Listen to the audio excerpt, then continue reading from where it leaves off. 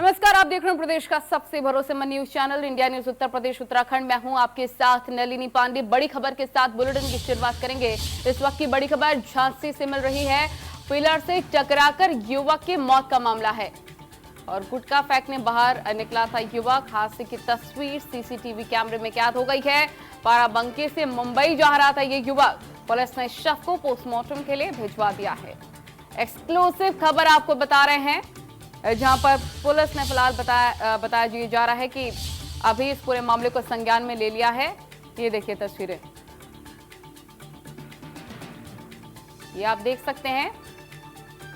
Circle करके हम आपको एक्सक्लूसिव फुटेज भी दिखा रहे हैं। बाराबंकी से मुंबई जा रहा था ये युवक। पुलिस ने शव को पोस्टमार्टम के लिए भेजा। ये खबर, ये तस्वीरें आपको सचेत भी करते हैं। देखिए, गुटखा थूकना इतना महत्वपूर्ण है इस शख्स के लिए कि सीधे तौर पर बड़ा हादसा हो सकता था, ये उसने नहीं सोचा। गुटखा फेंकने बाहर वो निकला था, बाहर उसने अपना सिर निकाला। ये एक्सक्लूसिव फुटेज हम आपको दिखा रहे हैं। मनीष हमारे रिपोर्टर फोन लाइन पर। मनीष, क्या जानकारी है? झांसी के सैमरी टोल प्लाजा का ये पूरी घटना है, जहां पर एक बस श्रावस्ती से मुंबई जा रही थी। उसमें एक सवार था जो कि बाराबंकी का युवक बताया जा रहा है, जो कि बस के बाहर जो खिड़की से अपना सर निकाले हुए था। और साथ ही साथ बस में जब टोल प्लाजा से गुजरी उसी वक्त वहां एक पिलर लगा हुआ था। उसी पिलर में उसकी जो है गर्दन फंसने के बाद उसके बाद गर्दन अलग धड़ से अलग हो गई। उसके बाद पुलिस मौके पर पहुंची और क्योंकि बस का जो ड्राइवर और कंडक्टर है घटना के बाद तुरंत के तुरंत फरार हो गए हैं। पुलिस ने पूरा सबको लेकर पंचनामे के लिए भेज दिया है। बिल्कुल, फरार अब इसलिए भी हो गए क्योंकि जिम्मेदारी उनकी भी यहाँ पर बन जाती है। जिस जिम्मेदारी से वो भागे थे, जिसकी वजह से बड़ा हादसा हुआ था, लोगों को पहले जागरूक नहीं किया गया बस के ड्राइवर के द्वारा। जी बिल्कुल नली, क्योंकि बसों का यही रहता है कि तेज रफ्तार में कल भी एक हादसा, बड़ा हादसा हुआ था जिसमें ट्रक ने पीछे से टेम्पो में टक्कर मारी थी। ऐसे ही एक ये हादसा हुआ है। कहीं ना कहीं बस जो ड्राइवर है उसकी लापरवाही साफ देखने को मिल रही है। पुलिस का भी यही कहना है कि जो ड्राइवर और क्लीनर है दोनों के खिलाफ कार्रवाई की जा रही है। क्योंकि अभी मामला जो जिनके परिवारजन है, जिस युवक की मौत हुई है, उसके परिवारजनों से संपर्क किया जा रहा है और उसके बाद कानूनी कार्रवाई की जाएगी। ठीक है, बहुत शुक्रिया आपका मनीष श्रीवास्तव तमाम जानकारी हम तक पहुंचाने के लिए। पिलर से टकराकर युवक की मौत हो गई और क्यों? क्योंकि उस युवक ने गुटखा थूकने के लिए अपना सर बाहर निकाला था। पुलिस ने हालांकि शव को कब्जे में ले लिया है। परिजनों को सूचित भी किया जा चुका है। उनसे लगातार संपर्क पुलिस साधे हुए है। ये एक्सक्लूसिव फुटेज देखिए।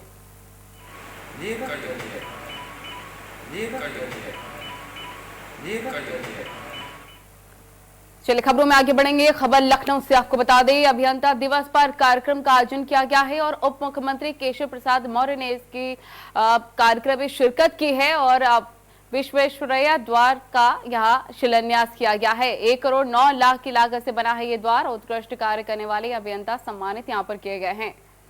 लखनऊ से खबर आपको बता रहे हैं, विश्वेश्वरैया द्वार का शिलान्यास किया गया। कार्यक्रम की तस्वीर आप तक पहुंचा रहे हैं। ताजनगरी आगरा में ताजमहल के नजदीक बन रहे मुगल म्यूजियम का नाम अब छत्रपति शिवाजी के नाम से जाना जाएगा। प्रदेश के मुखिया योगी आदित्यनाथ ने कल हुई समीक्षा बैठक में ये बात कही थी कि मुगल उनके नायक नहीं हो सकते, इसलिए मुगल म्यूजियम का नाम छत्रपति शिवाजी होना चाहिए, क्योंकि छत्रपति शिवाजी नायक हैं और आगरा से उनके संबंध भी रहे हैं।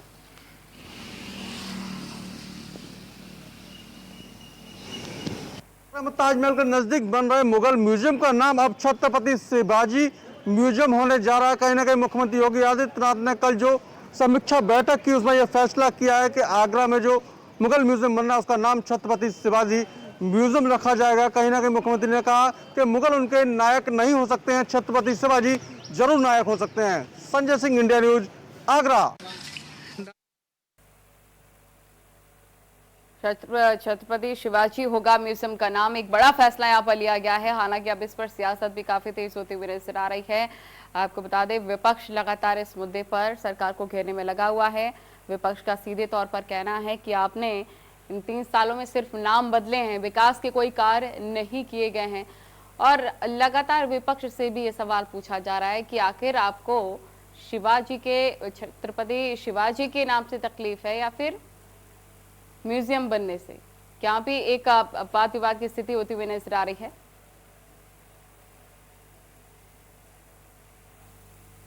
तो सीएम का कहना है कि मुगल हमारे नहीं हो सकते, हमारे नायक वो नहीं हो सकते, इसलिए बड़ा फैसला लिया गया है।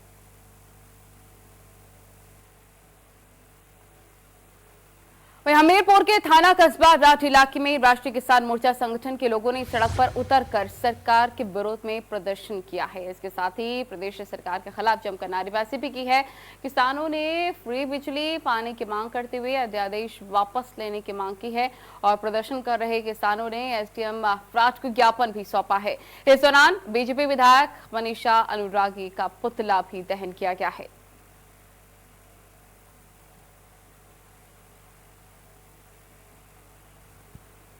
अब खबर बुलंदशहर से आपको बता दें, जहां पर तहसीलों में लगाया गया संपूर्ण समाधान दिवस और कोरोना काल में 178 दिन बाद ये समाधान दिवस मनाया जा रहा है, जहां डीएम एसएसपी ने लोगों की फरियाद सुनी है। सोशल डिस्टेंसिंग के साथ ही लोगों ने यहां पर अपनी फरियाद सुनाई है। संपूर्ण समाधान दिवस में सभी विभागों के अफसर भी मौजूद नजर आए हैं।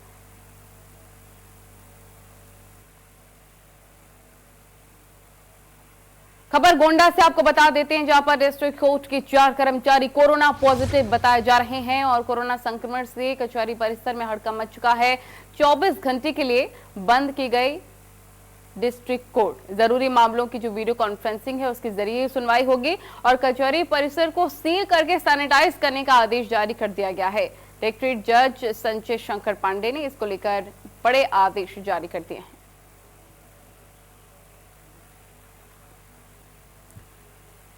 इसी बीच बड़ी खबर मेरठ से मिल रही है। महिला के साथ गैंग रेप का पूरा मामला सामने आया है। कार में अगवा करके 3 लोगों ने गैंग रेप किया है। घायल अवस्था में महिला को सड़क किनारे छोड़ा गया और परिचित ने महिला को बुलाकर दोस्तों के साथ गैंग रेप किया है। पुलिस ने 2 आरोपी को गिरफ्तार कर लिया है। पुलिस ने घटना में इस्तेमाल कार बरामद कर ली है। हॉस्पिटल में कर्मचारी के पद पर तैनात है पीड़िता। मेडिकल थाना इलाके का ये पूरा मामला बताया जा रहा है। 2 आरोपी गिरफ्तार हो चुके हैं इस पूरे मामले में। बड़ी खबर इस वक्त की आपको बता रहे हैं मेरठ से, जहां पर एक महिला के साथ घिनौनी वारदात को अंजाम दिया गया है। कार में अगवा करके 3 लोगों ने गैंग रेप किया। घायल अवस्था में महिला को सड़क किनारे छोड़ा गया है। परिचित ने महिला को बुलाकर दोस्तों के साथ किया है गैंग रेप। फिलहाल पुलिस एक्शन में है। पुलिस ने 2 आरोपी को गिरफ्तार कर लिया है। इस वक्त की बड़ी खबर मेरठ से आपको बता रहे हैं, जघन्य वारदात को अंजाम दिया गया है। महिला के साथ गैंगरेप की वारदात, मेरठ से खबर। हालांकि पुलिस ने इस पूरे मामले में एक्शन लेते हुए 2 को गिरफ्तार कर लिया।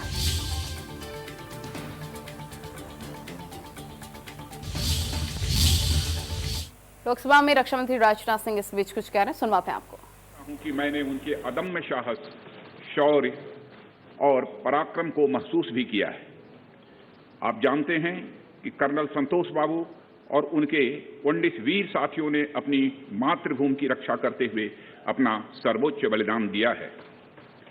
अध्यक्ष महोदय, कल ही सदन ने 2 मिनट मौन रखकर उन्हें अपनी श्रद्धांजलि अर्पित की है। सबसे पहले मैं संक्षेप में चाइना के साथ हमारे बाउंड्री इश्यूज के बारे में बताना चाहता हूं। जैसा कि सदन इस बात से अवगत है कि भारत एवं चीन की सीमा का प्रश्न अभी तक अनरिजॉल्व्ड है। भारत और चाइना की बाउंड्री का कस्टमरी और ट्रेडिशनल अलाइनमेंट चाइना नहीं मानता है। हम यह मानते हैं कि यह अलाइनमेंट वेल एस्टेब्लिश्ड भौगोलिक सिद्धांतों पर आधारित है, जिसकी पुष्टि न केवल ट्रीटीज और एग्रीमेंट द्वारा बल्कि हिस्टोरिक यूजेस के प्रैक्टिसेस द्वारा भी हुई है। इससे दोनों देश सदियों से अवगत हैं, जबकि चाइना यह मानता है कि बाउंड्री अभी भी औपचारिक रूप से निर्धारित नहीं है। साथ ही चाइना यह भी मानता है कि हिस्टोरिकल ज्यूरिडिक्शन के आधार पर जो ट्रेडिशनल कस्टमरी लाइन है, उसके बारे में दोनों देशों की एक अलग अलग व्याख्या है। दोनों देश 1950 एवं 1960 के दशक में इस पर बातचीत कर रहे थे, परंतु इस पर म्यूचुअली एक्सेप्टेबल समाधान नहीं निकल पाया। जैसा कि यह सदन अच्छी तरह अवगत है कि चाइना भारत की लगभग 38,000 स्क्वायर किलोमीटर भूमि का अनधिकृत कब्जा लद्दाख में किए हुए है। इसके अलावा 1963 में एक तथाकथित बाउंड्री एग्रीमेंट के तहत पाकिस्तान ने पीओके की 5,180 स्क्वायर किलोमीटर भारतीय जमीन अवैध रूप से चाइना को सौंप दी है। चाइना अरुणाचल प्रदेश की सीमा से लगे हुए लगभग 90,000 स्क्वायर किलोमीटर भारतीय क्षेत्र को भी अपना बताता है। अध्यक्ष महोदय, भारत तथा चाइना दोनों ने औपचारिक तौर पर यह माना है कि सीमा का प्रश्न एक जटिल मुद्दा है, जिसके समाधान के लिए पेशेंस की आवश्यकता है तथा इस इशू का फेयर, रीजनेबल और म्यूचुअली एक्सेप्टेबल समाधान शांतिपूर्ण बातचीत के द्वारा निकाला जाना चाहिए। अंतरिम रूप से दोनों पक्षों ने यह मान लिया है कि सीमा पर पीस और ट्रैंक्विलिटी बहाल रखना बाइलेटरल रिलेशंस को बढ़ाने के लिए यह अत्यंत आवश्यक है। मैं यह भी बताना चाहता हूं कि अभी तक इंडिया चाइना के बॉर्डर एरियाज में commonly delineated line of actual control नहीं है और एलएसी को लेकर दोनों का परसेप्शन अलग अलग है। इसलिए पीस और ट्रैंक्विलिटी बहाल रखने के लिए दोनों देशों के बीच कई तरह के एग्रीमेंट्स और प्रोटोकॉल्स भी हैं। इन समझौतों के तहत दोनों देशों ने यह माना है कि एलएसी पर पीस और ट्रैंक्विलिटी बहाल रखी जाएगी, जिस पर एलएसी की अपनी अपनी रेस्पेक्टिव पोजीशंस और बाउंड्री क्वेश्चन का कोई असर नहीं माना जाएगा। इस आधार पर वर्ष 1988 के बाद से दोनों देशों के बाइलेटरल रिलेशंस में काफी विकास हुआ था। भारत का मानना है कि बाइलेटरल रिलेशंस को विकसित किया जा सकता है तथा साथ ही साथ बाउंड्री मुद्दे के समाधान के बारे में भी चर्चा की जा सकती है, परंतु एलएसी पर पीस और ट्रैंक्विलिटी में किसी भी प्रकार की गंभीर स्थिति का बाइलेटरल रिलेशंस पर निश्चित रूप से असर पड़ेगा। अध्यक्ष महोदय, वर्ष 1993 और 1996 के समझौते में इस बात का जिक्र है कि एलएसी के पास दोनों देश अपनी सेनाओं की संख्या कम से कम रखेंगे। समझौते में यह भी है कि जब तक बाउंड्री इश्यूज का पूर्ण समाधान नहीं होता है, तब तक एलएसी को स्ट्रिक्टली रेस्पेक्ट और एडहेर किया जाएगा और उसका उल्लंघन किसी भी सूरत में नहीं किया जाएगा। इन समझौतों में भारत व चाइना एलएसी के क्लैरिफिकेशन द्वारा एक कॉमन अंडरस्टैंडिंग पर पहुंचने के लिए भी कमिटेड हुए थे। इसके आधार पर 1990 से 2003 तक दोनों देशों द्वारा एलएसी पर एक कॉमन अंडरस्टैंडिंग बनाने की कोशिश की गई, लेकिन इसके बाद चाइना ने इस कार्रवाई को आगे बढ़ाने पर सहमति नहीं जताई। इसके कारण कई जगहों पर चाइना तथा भारत के बीच एलएसी परसेप्शंस में ओवरलैप है। इन क्षेत्रों में तथा बॉर्डर के कुछ अन्य इलाकों में दूसरे समझौतों के आधार पर दोनों की सेनाएं फेस ऑफ आज की स्थिति का समाधान निकालती हैं, जिससे कि शांति कायम हो। इससे पहले कि मैं सदन को वर्तमान स्थिति के बारे में बताऊं, अध्यक्ष महोदय, मैं यह बताना चाहता हूं कि सरकार की विभिन्न इंटेलिजेंस एजेंसीज के बीच कोऑर्डिनेशन का एक इलेबोरेट और टाइम टेस्टेड मैकेनिज्म है, जिसमें सेंट्रल आर्म पुलिस फोर्सेस और तीनों हमारी आर्म्ड फोर्सेस की इंटेलिजेंस एजेंसीज भी शामिल हैं। टेक्निकल और ह्यूमन इंटेलिजेंस को लगातार कोऑर्डिनेटेड तरीके से इकट्ठा किया जाता है तथा आर्म्ड फोर्सेस से उनके डिसीजन मेकिंग के लिए भी शेयर किया जाता है। अध्यक्ष महोदय, अब मैं सदन को इस साल की उत्पन्न परिस्थितियों से अवगत कराना चाहता हूं। अप्रैल माह से ईस्टर्न लद्दाख की सीमा पर चाइना की सेनाओं की संख्या तथा उनके आर्मामेंट्स में काफी वृद्धि देखी गई है। मई महीने के प्रारंभ में चाइना ने गलवान घाटी क्षेत्र में हमारी ट्रूप्स के नॉर्मल ट्रेडिशनल पेट्रोलिंग पैटर्न में व्यवधान शुरू किया, जिसके कारण फेस ऑफ की स्थिति उत्पन्न हुई। ग्राउंड कमांडर्स द्वारा इस समस्या को सुलझाने के लिए विभिन्न समझौतों तथा प्रोटोकॉल के तहत वार्ता की जा रही थी। इसी बीच मई महीने के मध्य में चाइना द्वारा वेस्टर्न सेक्टर में कई स्थानों पर एलएसी पर ट्रांसग्रेशन करने की कोशिश की गई। इसमें कोंगकाला, गोगरा एंड पेंगोंग लेक का नॉर्थ बैंक शामिल है। इन कोशिशों को हमारी सेनाओं ने समय पर देख लिया तथा उसके लिए आवश्यक जवाबी कार्रवाई भी की है। अध्यक्ष महोदय, हमने चाइना को डिप्लोमेटिक तथा मिलिट्री चैनल्स के माध्यम से यह अवगत करा दिया कि इस प्रकार की गतिविधियां स्टेटस को यूनिलैटरली बदलने का प्रयास है और यह भी साफ कर दिया गया कि ये प्रयास हमें किसी भी सूरत में मंजूर नहीं है। अध्यक्ष महोदय, एलएसी के ऊपर फ्रिक्शन बढ़ता हुआ देखकर दोनों तरफ के सैन्य कमांडरों ने 6 जून 2020 को मीटिंग की तथा इस बात पर सहमत बनी कि रेसिप्रोकल एक्शंस के द्वारा डिसएंगेजमेंट किया जाए। दोनों पक्ष इस बात पर भी सहमत हुए कि एलएसी को माना जाएगा तथा कोई ऐसी कार्रवाई नहीं की जाएगी जिससे स्टेटस को बदले। किंतु इस सहमति के वायलेशन में चीन द्वारा एक वायलेंट फेस ऑफ की स्थिति 15 जून को गलवान में क्रिएट की गई। हमारे बहादुर सिपाहियों ने, हमारे बहादुर सेना के जवानों ने अपनी जान का बलिदान दिया और साथ ही चीनी पक्ष को भी भारी क्षति पहुंचाई है अध्यक्ष महोदय, और अपनी सीमा की सुरक्षा में वह कामयाब रहे हैं। इस पूरी अवधि के दौरान हमारे बहादुर जवानों ने जहां संयम की जरूरत थी वहां संयम रखा तथा जहां शौर्य की जरूरत थी वहां शौर्य प्रदर्शित किया है। अध्यक्ष महोदय, मैं सदन से अध्यक्ष महोदय यह अनुरोध करता हूं कि हमारे दिलेर जवानों की वीरता एवं उनके बहादुरी की भूरी भूरी प्रशंसा की जानी चाहिए। हमारे बहादुर जवान अत्यंत मुश्किल परिस्थितियों में अपने अथक प्रयास से समस्त देशवासियों को सुरक्षित रख रहे हैं। एक ओर किसी को भी हमारे सीमा की सुरक्षा के प्रति हमारे डिटर्मिनेशन के बारे में संदेह नहीं होना चाहिए। वहीं भारत यह भी मानता है कि पड़ोसियों के साथ शांतिपूर्ण संबंधों के लिए आपसी सम्मान और आपसी सेंसिटिविटी भी आवश्यक है। क्योंकि हम मौजूदा स्थिति का डायलॉग के जरिए समाधान चाहते हैं और हमने चाइनीज साइड के साथ डिप्लोमेटिक और मिलिट्री एंगेजमेंट बनाए रखा है। इन डिस्कशंस में 3 की प्रिंसिपल्स हमारी अप्रोच को तय करते हैं। फर्स्ट, दोनों पक्षों को एलएसी का सम्मान और कड़ाई से पालन करना चाहिए। सेकंड, किसी भी पक्ष को अपनी तरफ से यथास्थिति का उल्लंघन करने का प्रयास नहीं करना चाहिए। और थर्ड, दोनों पक्षों के बीच सभी समझौतों और अंडरस्टैंडिंग्स का पूर्णतया पालन होना चाहिए। चाइनीज साइड की यह पोजीशन है कि स्थिति को एक जिम्मेदार ढंग से हैंडल किया जाना चाहिए और द्विपक्षीय समझौतों एवं प्रोटोकॉल के अनुसार शांति एवं सद्भाव सुनिश्चित किया जाना चाहिए। वह भी यही कहते हैं। जबकि ये डिस्कशन चल ही रहे थे, चीन की तरफ से 29 और 30 अगस्त की रात को प्रोवोकेटिव सैनिक कार्रवाई की गई, जो पेंगोंग लेक के साउथ बैंक एरिया में स्टेटस को बदलने का प्रयास था।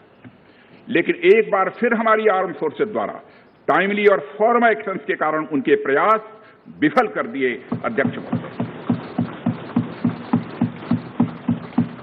अध्यक्ष महोदय, जैसा कि उपर्युक्त घटनाक्रम से यह स्पष्ट है, चीन की कार्रवाई से हमारे विभिन्न द्विपक्षीय समझौतों के प्रति उसका डिसरिगार्ड पूरी तरह से दिखता है। चीन द्वारा ट्रुप्स की भारी मात्रा में तैनाती किया जाना 1993 और 1996 के समझौतों का यह उल्लंघन है।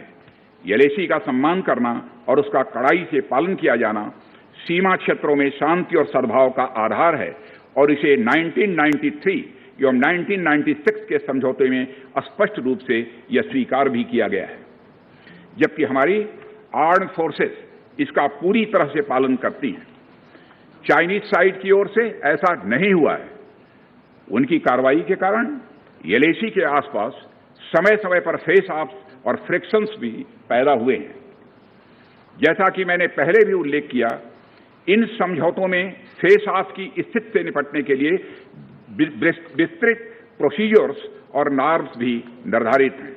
तथापि इस वर्ष हाल की घटनाओं में चाइनीज फोर्सेस का वायलेंट कंडक्ट सभी म्यूचुअली एग्रीड नॉर्म्स का पूरी तरह से उल्लंघन है। अभी की स्थिति के अनुसार चाइनीज साइड ने यलेसी और अंदरूनी क्षेत्रों में बड़ी संख्या में सैनिक टुकड़ियां और गोला बारूद मोबिलाइज किया हुआ है।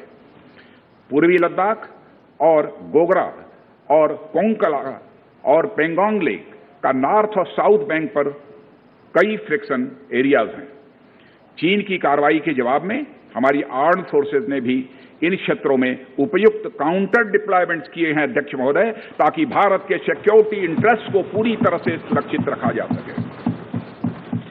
अध्यक्ष महोदय, मैं सदन को आश्वस्त रहना चाहिए कि हमारी आर्म्ड फोर्सेज इस चुनौती का सफलतापूर्वक सामना करेंगी और हमारी आर्म्ड फोर्सेज साथ ही साथ जिस प्रकार की उनके द्वारा आज भी कार्रवाई की जा रही है, जिस प्रकार से सीमा की रक्षा की जा रही है, हम सबको हमारी आर्म्ड फोर्सेज के ऊपर गौरव है अध्यक्ष महोदय, गौरव की अनुभूति होती है।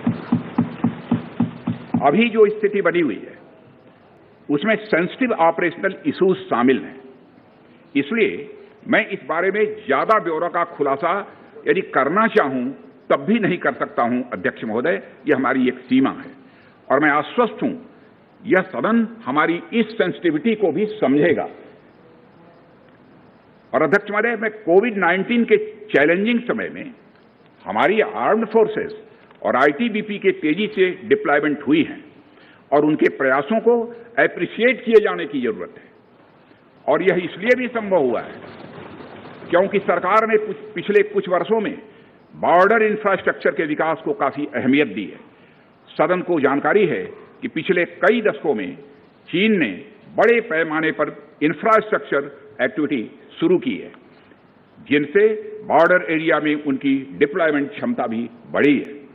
इसके जवाब में हमारी सरकार ने भी बॉर्डर इंफ्रास्ट्रक्चर के विकास के लिए अपना काफी बजट बढ़ाया है, जो पहले से दोगुना से भी अधिक है। इसके फलस्वरूप बॉर्डर एरियाज में काफी रोड्स और ब्रिजेज भी बने हैं। इससे न केवल लोकल पॉपुलेशन को जरूरी कनेक्टिविटी मिली है, बल्कि हमारी आर्म्ड फोर्सेस को बेहतर लॉजिस्टिकल सपोर्ट भी मिला है। ओके। अध्यक्ष महोदय, इसके कारण एक मिनट वे बॉर्डर एरियाज माननीय में मंत्री जी, अधिक अलर्ट रह सकते हैं। जी। एक मिनट, सेक्रेटरी जनरल ट्रांसलेशन शुरू कर दें। आ रहा है, एक बार चेक कर लो। ठीक, एक बार चेक कर लें दोबारा। ठीक, ओके।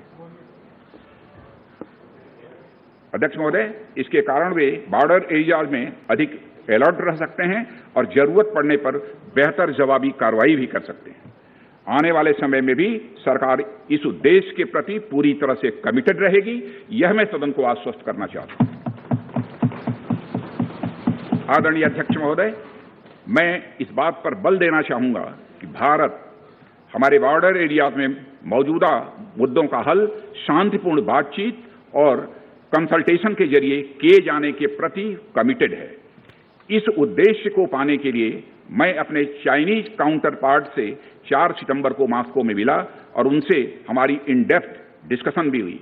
मैंने स्पष्ट तरीके से हमारी चिंताओं को चीनी पक्ष के सामने रखा, जो उनकी बड़ी संख्या में ट्रूप्स की तैनाती और उनका एग्रेसिव बिहेवियर और यूनिलैटरल स्टेटस को बदलने की कोशिश से रिलेटेड था।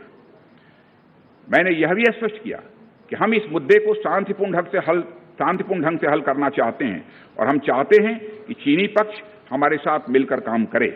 वहीं हमने अध्यक्ष महोदय यह भी स्पष्ट कर दिया कि हम भारत की सॉवरेनिटी और टेरिटोरियल इंटीग्रिटी की रक्षा के लिए पूरी तरह से डिटरमिन्ड हैं।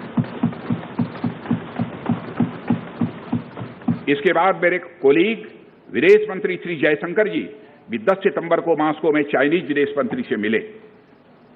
दोनों एक एग्रीमेंट पर पहुंचे कि यदि चाइनीज साइड द्वारा सिंसियरली और फेथफुली एग्रीमेंट को इंप्लीमेंट किया जाता है तो कंप्लीट डिसएंगेजमेंट प्राप्त किया जा सकता है और बॉर्डर एरिया में शांति स्थापित हो सकती है।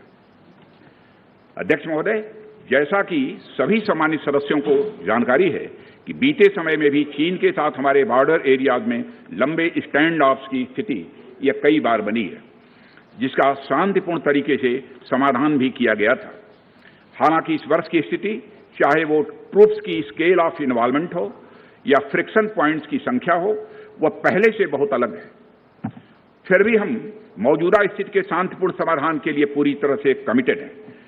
इसके साथ साथ मैं सदन को आश्वस्त करना चाहता हूं कि हम सभी परिस्थितियों से निपटने के लिए भी तैयार हैं।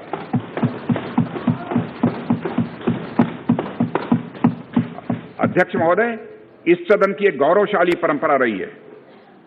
दोहराना चाहता हूं अध्यक्ष महोदय कि सदन की एक गौरवशाली परंपरा रही है कि जब भी देश के समक्ष कोई बड़ी चुनौती आई है तो इस सदन ने भारतीय सेनाओं की दृढ़ता और संकल्प के प्रति पूरी अपनी एकता और भरोसा दिखाया। साथ ही सीमा क्षेत्र में तैनात अपने बहादुर सेना के जवानों के शौर्य, पराक्रम और सीमा की सुरक्षा के प्रति उनकी प्रतिबद्धता पर पूरा इस सदन ने विश्वास व्यक्त किया है। अध्यक्ष महोदय, और अध्यक्ष महोदय, मैं आपको यह विश्वास दिलाना चाहता हूं कि हमारे आर्म्ड फोर्सेस के जवानों का जोश एवं हौसला बुलंद है, इस पर किसी को संदेह नहीं होना चाहिए।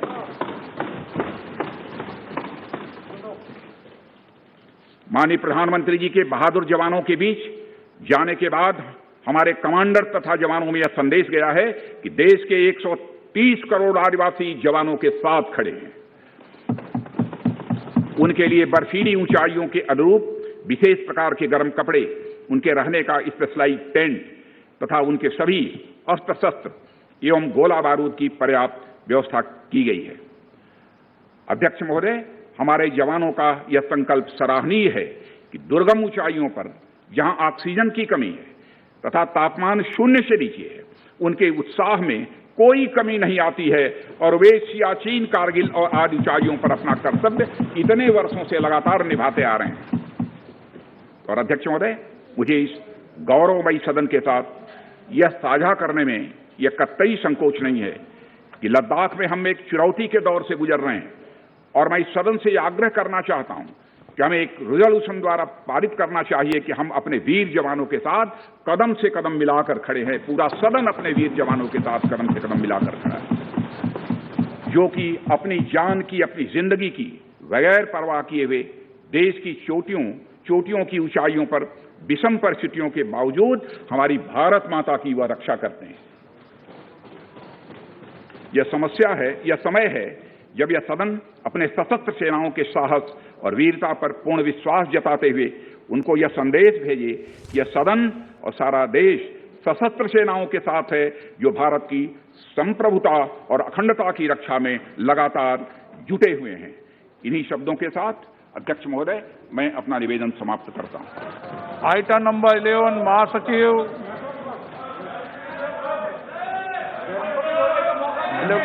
महासचिव।